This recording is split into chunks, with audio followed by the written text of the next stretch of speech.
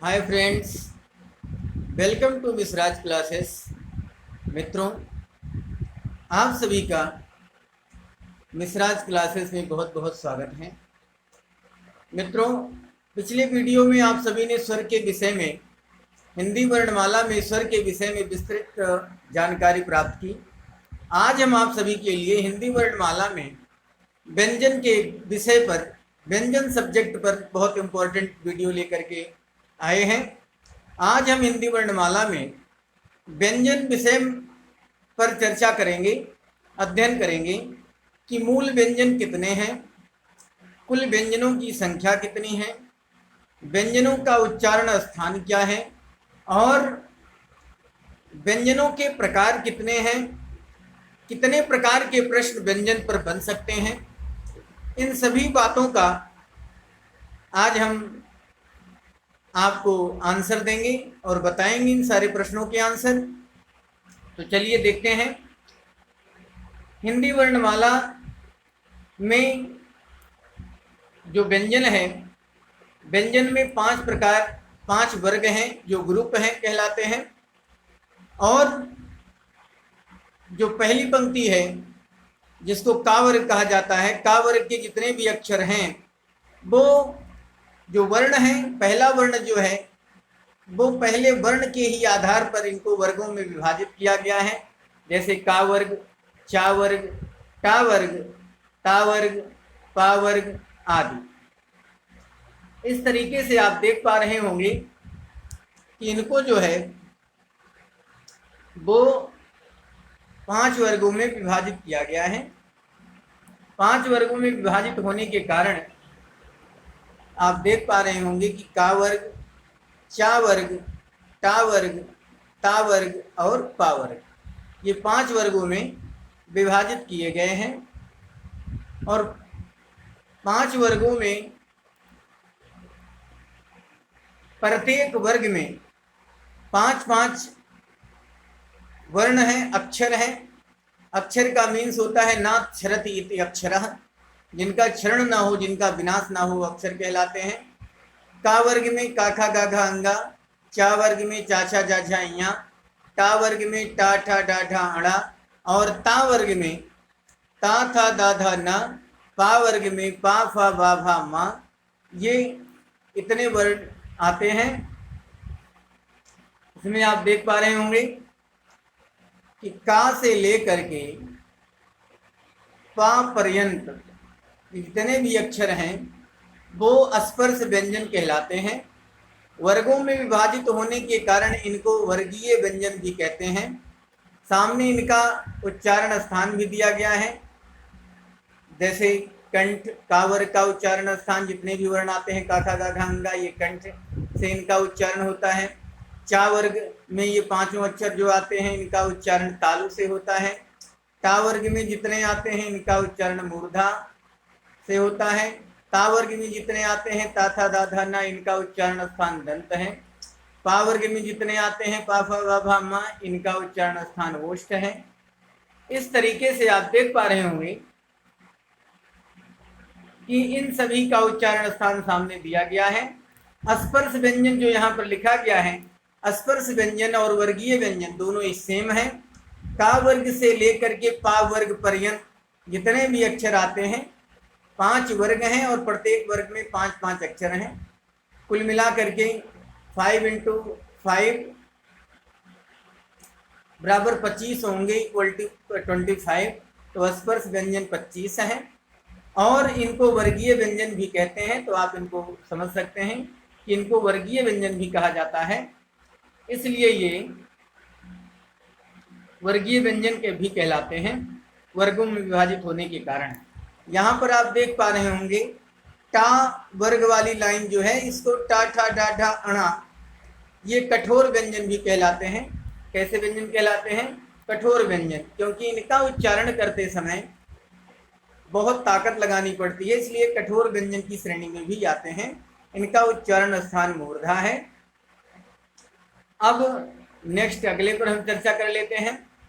हमारा जो नेक्स्ट है वो है अंतस्थ व्यंजन। अंतस्थ व्यंजन जो है ये व्यंजन, इसमें स्वर जो है मिला होता है, ये दो वर्णों के मेल से बने होते हैं, इसमें स्वर वर्ण भी आता है, इसे अर्ध स्वर भी कहा जाता है। अंतस्थ व्यंजन वो व्यंजन होते हैं जिनमें ना तो जो हमारी प्राणवायु है उच्चारण करते समय वो हमारे मुख के किसी भी भाग को पूर्णतया स्पर्श नहीं करती है, इसलिए ये अंतस्थ व्यंजन या अंतस्थ व्यंजन कहलाते हैं। नेक्स्ट है हमारा ऊष्म व्यंजन। ऊष्म व्यंजन क्या है, हम आपको इसको नीचे प्रश्न में बताऊंगा कि हमारे मुख से बोलते समय इन शब्दों को तालव्य सा, मूर्धन्य सा और दंत सा को और हा को जब हम इनका उच्चारण करते हैं तो हमारे मुख से वो एक तरीके से घर्षण उत्पन्न होता है बोलते समय, या रगड़ उत्पन्न होता है। तो जो ऊष्मा मुंह के अंदर उत्पन्न होती है, इसलिए इनको ऊष्मीय व्यंजन भी कहा जाता है। और रगड़ खाने के कारण इसमें संघर्ष भी होता है, इसलिए इन व्यंजनों को संघर्षी व्यंजन भी कहा जाता है। इन व्यंजनों को संघर्षी व्यंजन भी कहा जाता है, ऊष्म व्यंजनों को। और संयुक्त व्यंजन आप देख ही पा रहे होंगे। संयुक्त व्यंजन क्या है? संयुक्त व्यंजन ये दो वर्णों से, दो व्यंजनों के मेल से बने होते हैं, इसलिए इनको संयुक्त व्यंजन भी कहा जाता है। अब आइए नीचे हम देख लेते हैं कि हमने प्रश्न आपके लिए बहुत अच्छे इंपॉर्टेंट प्रश्न दिए हैं और उन प्रश्नों को आप आसानी से समझ सकते हैं कि कैसे। जैसे यहाँ पर दिया गया है, व्यंजन वर्ण किसे कहते हैं, तो इसका आंसर है कि व्यंजन वे वर्ण होते हैं जिनका उच्चारण बिना किसी स्वर की सहायता के नहीं किया जा सकता है। व्यंजन ध्वनियों का उच्चारण स्वतंत्र रूप से नहीं होता है। कहने का तात्पर्य है कि व्यंजन में स्वर वर्ण जो है वो मिक्स होते हैं, मिले होते हैं, इसलिए उनका उच्चारण स्वतंत्र रूप से नहीं किया जा सकता है, उनकी मदद लेनी ही पड़ती है स्वर ध्वनियों की व्यंजन का उच्चारण करते समय, इसलिए ये व्यंजन कहलाते हैं। अब मैंने आपको भी ऊपर बताया कि स्पर्श व्यंजन, तो यहाँ पर मैंने, अगर आपसे प्रश्न आता है प्रतियोगी परीक्षा में कि स्पर्श व्यंजन किसे कहते हैं, तो यहाँ पर मैंने आपको बता दिए हैं कि स्पर्श व्यंजन वे वर्ण होते हैं का से मां पर्यंत, का वर्ग से लेकर के और पा वर्ग तक, अर्थात का से मां पर्यंत जो शब्द होते हैं, जो वर्ण होते हैं, वे स्पर्श व्यंजन कहलाते हैं। तो स्पर्श व्यंजन वे वर्ण होते हैं जिनका उच्चारण करते समय हमारी प्राणवायु या हमारी जिह्वा मुख के किसी न किसी भाग को स्पर्श करती है। वे भाग कंठ, तालु, मूर्धा, दंत और ओष्ठ हैं। ऐसे व्यंजन स्पर्श व्यंजन कहलाते हैं और इनकी संख्या 25 है, आप देख पा रहे होंगे। तो का से लेकर के मां पर्यंत जितने भी व्यंजन हैं, प्रत्येक का उच्चारण आप वहाँ सामने मैंने लिख दिया है भी ऊपर, यहाँ आप देख पाएंगे आसानी से कि कंठ, टावर का कंठ, चावर का तालु और टावर का मूर्धा, तावर का दंत, पावर का ओष्ठ। इस तरीके से आप यहाँ जो प्रश्न देख पा रहे हैं कि स्पर्श व्यंजन किसे कहते हैं, तो स्पर्श व्यंजन वे वर्ण होते हैं जिनका उच्चारण करते समय हमारी प्राणवायु या हमारी जिह्वा मुख के किसी न किसी भाग को स्पर्श करती है। वह भाग कंठ, ताल, मूर्धा, दंत और ओष्ठ हैं। ऐसे व्यंजन स्पर्श व्यंजन कहलाते हैं। स्पर्श व्यंजनों की संख्या 25 होती है। अब प्रश्न आता है, अंतस्थ व्यंजन किसे कहते हैं, तो जिन व्यंजनों का उच्चारण करते समय हमारे मुख के अंदर की प्राणवायु किसी भी भाग को पूर्णतया स्पर्श नहीं करती है, वे अंतस्थ व्यंजन कहलाते हैं। ये वर्ण स्वर वर्णों से मिलकर बने हैं, इसलिए इन्हें अर्ध स्वर भी कहते हैं। इनकी संख्या 4 है। ये या, रा, ला और वा, ये व्यंजन है, वर्ण है, इनकी संख्या 4 है। नेक्स्ट है उच्छिप्त व्यंजन किसे कहते हैं, तो जिन व्यंजनों के उच्चारण में जिह्वा की नोक झटके से गिरती है, उच्छिप्त व्यंजन कहलाते हैं। उच्छिप्त व्यंजन आप देख पा रहे हैं, ला और ढा। टा वर्ग में जो दो अक्षर आते हैं डा और ढा, उनसे अलग ये दो अक्षर बनते हैं ढा और ढा। ये उच्छिष्ट व्यंजन कहलाते हैं, क्योंकि इनका उच्चारण करते समय जो जीवा है वो झटके से नीचे की तरफ गिरती है, इसलिए ये उच्छिष्ट व्यंजन कहलाते हैं। नेक्स्ट क्वेश्चन है, ऊष्म व्यंजन किसे कहते हैं? तो ऊष्म व्यंजन वे व्यंजन होते हैं जिनका उच्चारण करते समय हमारे मुख के अंदर की प्राणवायु घर्षण के साथ या रगड़ के साथ बाहर निकलती है, वे ऊष्म व्यंजन कहलाते हैं। इन्हें संघर्षी व्यंजन भी कहते हैं। इनकी संख्या 4 है। ऊष्म व्यंजन में आपको मैंने जो वर्ण बताए हैं वो तालव्यशा, दंतशा और मूर्धन्यशा और हा, ये 4 वर्ण होते हैं। इनकी संख्या 4 है, यहाँ पर मैंने लिख दिया है। नेक्स्ट है संयुक्त व्यंजन किसे कहते हैं? तो संयुक्त व्यंजन आप देख पा रहे होंगे, संयुक्त व्यंजन किसे कहते हैं। यहाँ पर मैंने बताए हैं आपको कि संयुक्त व्यंजन किसे कहते हैं। आप देख पा रहे होंगे कि संयुक्त व्यंजन में हिंदी में छात्राज्ञा संयुक्त व्यंजन है। ये मूल व्यंजन नहीं है, क्योंकि इनकी रचना 2 व्यंजनों की मेल से हुई है, इसलिए इन्हें संयुक्त व्यंजन कहते हैं। आपने देखा छा, त्रा, ज्ञा और स्रा, ये संयुक्त व्यंजन है, क्योंकि इनकी रचना 2 व्यंजनों के मेल से हुई है, इसलिए इन्हें संयुक्त व्यंजन कहा जाता है। जैसे स्वर रहित का जो हलंत लगा है, ये स्वर रहित का, इसमें स्वर नहीं है। और मूर्धन्य सा, इन दोनों के संयोग से छा बना है। और छावर्ण ता स्वर रहित है, इसमें स्वर नहीं है क्योंकि हलंत लगा है। और रा से त्रा शब्द का निर्माण हुआ है। जा अर्थात स्वर रहित जा और इया से ज्ञा का निर्माण हुआ है। तो छ त्रा ज्ञा, ये इनका जो है निर्माण 2 वर्णों के मेल से हुआ है, इसलिए ये संयुक्त व्यंजन कहलाते हैं। यहाँ पर सा और सा प्लस रा अर्थात तालव्य शा स्वर रहित है, इसमें स्वर नहीं है, और रा के मेल से स्रा शब्द बना है। तो इस तरीके से आप देख पा रहे होंगे कि इनके मेल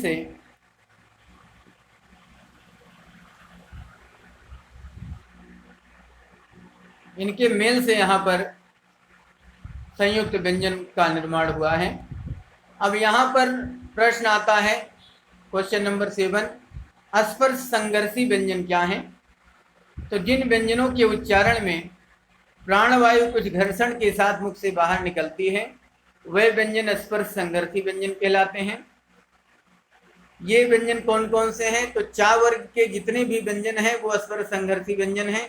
चा, छा, जा, झा, इया स्पर्श संघर्षी व्यंजन है।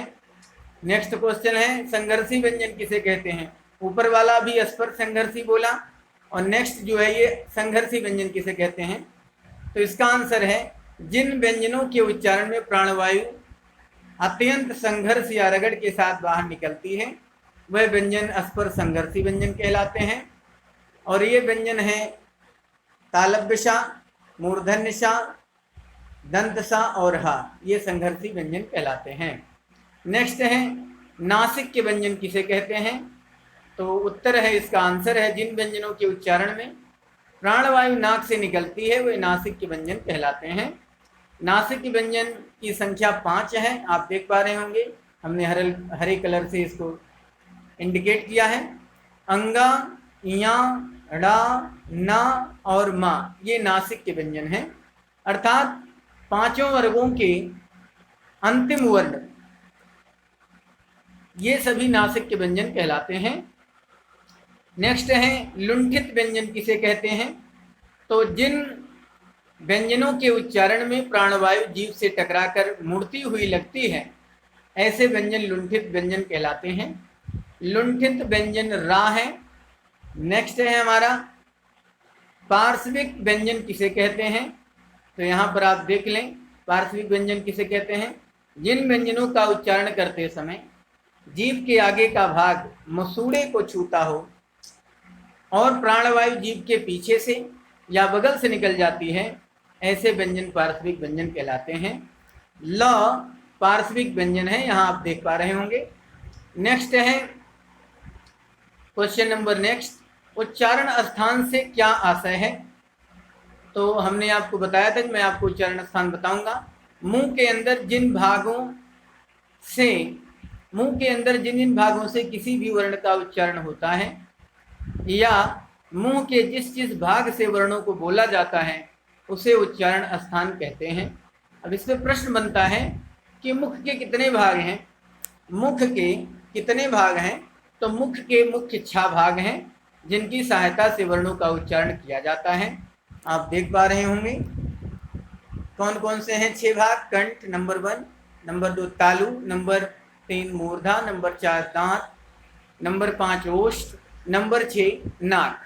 ये मुख्य 6 भाग हैं जिनकी सहायता से चाहे वो स्वर वर्ण हो और चाहे वो व्यंजन वर्ण हो बोले जाते हैं। नेक्स्ट है क्वेश्चन नंबर 14, कंठ क्या है? किन वर्णों का उच्चारण कंठ से किया जाता है? तो यहाँ पर आंसर से आप पढ़ करके अच्छी तरीके से इनको समझ सकते हैं कि जिन वर्णों का उच्चारण कंठ और कोमल ताल अर्थात जीभ की निचली जीभ की सहायता से होता है उसे कंठ कहते हैं। हाँ और विसर्ग कंठ के थोड़ा नीचे से बोले जाने के कारण इन्हें काकल्य ध्वनि भी कहा जाता है। कंठ से बोले जाने वर्ण इस प्रकार हैं, हरस्व आ, दीर्घ आ ये स्वर वर्ण है, का खा गा घा अंगा और हा, और विसर्ग वाले वर्ण ये जो है क्या कहलाते हैं? ये कंठ से बोले जाने वाले वर्ण हैं। नेक्स्ट है हमारा क्वेश्चन नंबर 15, तालव्य क्या है? मैंने आपसे कहा था कि इसमें समस्त प्रश्नों के आंसर आपके लिए उपलब्ध कराए गए हैं। आप इनको मन से अगर इस वीडियो को देखेंगे और अच्छे से समझने का प्रयत्न करेंगे तो आसानी से आपके समझ में आएगा। तालव्य क्या है? तो जिन वर्णों को जीभ और तालु की मदद से बोला जाता है वे तालव्य वर्ण कहलाते हैं। तालव्य वर्ण है ह्रस्व ई, दीर्घ ई ये स्वर वर्ण है, चा छा जा झा इया, या और तालव्य शा ये जो है तालव्य वर्ण है और इनका उच्चारण जीभ और तालु की मदद से होता है। ये तालव्य वर्ण कहलाते हैं। तो ये जो अक्षर दिख रहे हैं इनमें आपको इनका उच्चारण स्थान भी दे दिया गया है। इस आसानी से आप इनको भली भांति समझ सकते हैं कि अब नेक्स्ट है हमारा क्वेश्चन नंबर 16, मूर्धन्य क्या है? तो जिन वर्णों को बोलने में जीभ की नोक उलटकर मूर्धा को स्पर्श करती है वे मूर्धन्य वर्ण कहलाते हैं। अब यहाँ पर कहा गया जिन वर्णों को बोलने में जीभ की नोक उलटकर मूर्धा को स्पर्श करती है वो मूर्धन्य वर्ण कहलाते हैं। मूर्धन्य वर्ण इस प्रकार है, री ये स्वर है, टा वर्ण के सभी अक्षर, रा और मूर्धन्य शा ये इतने वर्ण जो है वो मूर्धन्य में आते हैं। इनका उच्चारण स्थान मूर्धा है। क्वेश्चन नंबर 17 है, दंत क्या है? तो ऐसे वर्ण जो जीभ की नोक द्वारा ऊपर के दांतों को स्पर्श करके बोले जाते हैं वह दंत वर्ण कहलाते हैं। दंत वर्ण इस प्रकार हैं, री, त, थ, द, ध और शा ये दंत सा है। इनका उच्चारण जो है दंत से होता है, इनका उच्चारण स्थान भी दंत ही है।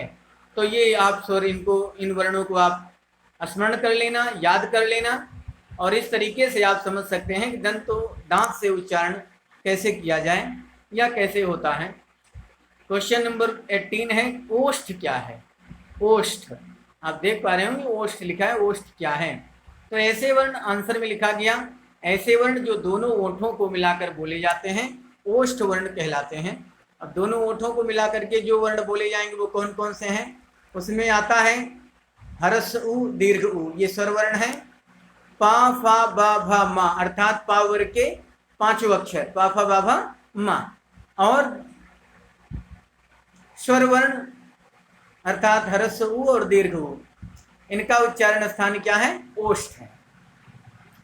क्वेश्चन नेक्स्ट है कि दंतोष्ठ क्या है? तो ऐसे वर्ण जो नीचे के ओंठ और ऊपर के दांतों को मिलाकर बोले जाते हैं वो दंतोष्ठ वर्ण कहलाते हैं। अर्थात इसमें दांत का भी और ओंठ का भी दोनों का प्रयोग होता है, दोनों को मिला करके बोला जाता है, उच्चारण किया जाता है, इसलिए ये दंतोष्ठ कहलाते हैं। इनका उच्चारण स्थान दंतोष्ठ है। वे वर्ण कौन कौन से हैं? वे वर्ण हैं जैसे वा और फा। यहाँ पर आप आसानी से समझ सकते हैं, देख सकते हैं।